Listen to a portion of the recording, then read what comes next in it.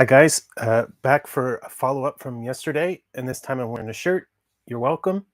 Uh, I've been thinking about yesterday's video or last night's video, um, and when you're making a YouTube like this, or you're an educator or a communicator at all, you always you always wonder if your essential points got across well. So if I summarize last night's off the cuff, I'll just say that politicians are sociopaths because they're people who are drawn to superficial relationships. Okay? Take it or leave it. That's yesterday's video in a nutshell. But I don't think it's fair if I don't put some context. Okay? So, are people good or bad? Are people good or bad? Are people more good than bad? Are people more bad than good? Okay. This is a key question, and it's one that different religions and different philosophies have answered in different ways over the centuries, over the millennia. I think it's an important question, even if it's a question that the answer might be, well, it doesn't make sense. It's an illogical question. How can it be an illogical question? Um, what does it mean to be good? Like um, if you take Kant's definition of goodness, a good act is simply doing the thing that you know is right because you know it's right. So you need all those elements in there. So uh, f- being generous with your money isn't actually virtuous or good if you're doing it for some other reason than that it's good. Okay, if you're doing it to impress your girlfriend or to buy a political office or something, then they're not good acts. So I think we can look at, for instance, I think few people, for instance, look at the Bill and Melinda Gates Foundation as good per se. That it represents the same thing that, for instance, Mother Teresa living in Calcutta with the poor, sharing the life of the poor, coming into close contact with the poor, the disease-ridden, the poor, and not living in luxury. That giving of your time and your energy, as well as your treasure, that's quantitatively or qualitatively different, right? So, as you know, if you watch all my videos, you know I'm reading Leibniz's Theodicy. It's an extremely interesting book, and it's a difficult book, but it's extremely interesting and good too. Um, why is the okay? Sorry, the counter looked like it was frozen. Um, and as I'm reading the book, one of the questions that keeps getting into my mind. Okay, this is basically the book is about. Is this the best of all possible worlds? What does it mean for God to allow evil in the world? What's God's relationship with evil? Well, in the midst of that, one of the questions that keeps popping up to me, of course, is what is it to be good? What is it to do a good act? Um, Again, referring back to Kant, if goodness consists in doing the good thing because it's a good thing, it describes an exercise of the free will only. It doesn't describe the person; it describes the act. So I suppose, in an abstracted sense, a person would be a good person if he was the type of person that only did good acts because they were good.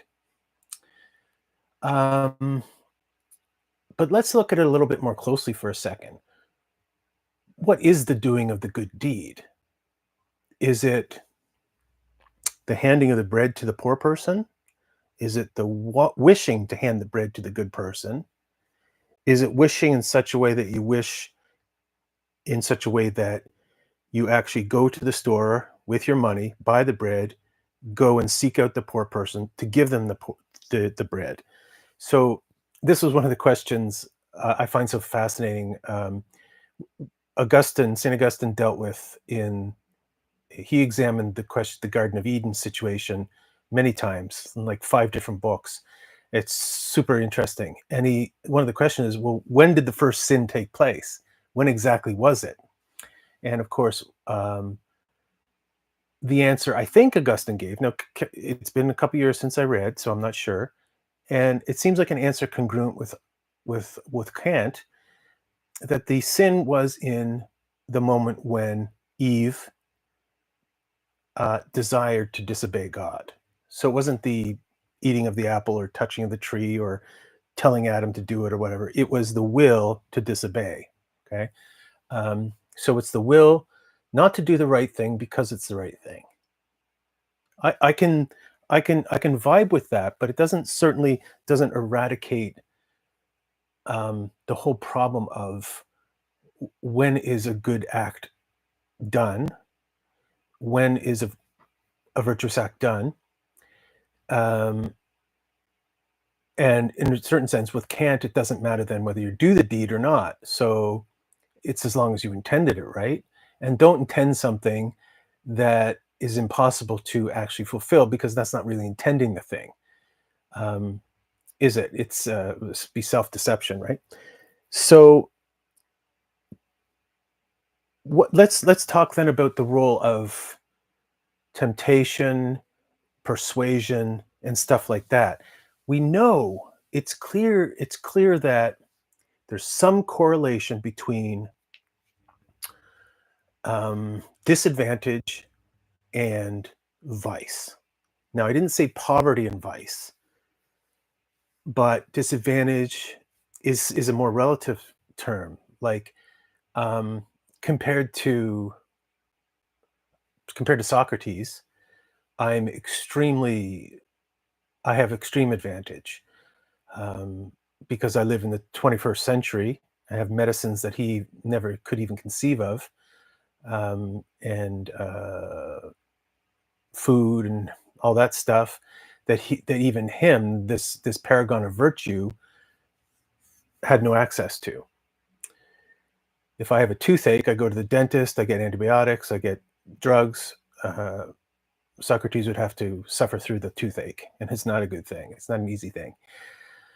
So, what is it? Okay, why do we associate crime with poverty? Clearly, there's some kind of correlation. We can't say it's accidental. Why is there so much crime in the United States? Because it's the richest country in the world, and even though it has some poor people, and those poor people uh, are generally poor minorities, black people. It's the most violent group. Black men in the United States are the most violent group in the United States. Um, Whereas black men in Sudan, or I don't know if that's a great example, um, are not as violent. Sudan might not be a great example. I just met this wonderful guy from Sudan one time, and that's why I think of Sudan as virtuous people. Um, so, and it might be the Christians there are virtuous, whereas the Muslims aren't. I don't know. I can't say. Um, and not all. Okay, good. So, but some of the best people emerge out of poverty, and the poor in Canada, for instance, the poor are more generous than the wealthy. The poor are more generous than the wealthy. The poor are more associated with crime, but the poor are more generous. Okay, so per capita, the poor give more money to people than the rich do. Okay, per capita or per gross domestic product or whatever. Um, what is it to be good? Um, are you is a virtuous act virtuous because it's difficult or because it's easy? If I was given $1 million yesterday, and if somebody asked me for $10,000 today, it'd be no sweat off my back, right? But if I wasn't given that $1 million and someone asked me for 10,000, uh, it would be a heroic act. I mean, I simply don't have that money.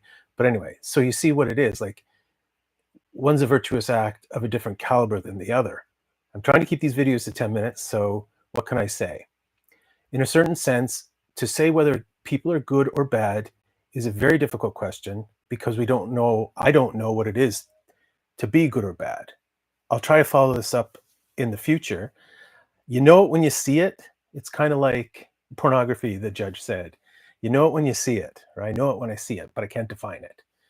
And like philosophers always talk about yellow, define yellow. Well, I know it when I see it, but it's defining it is rather difficult.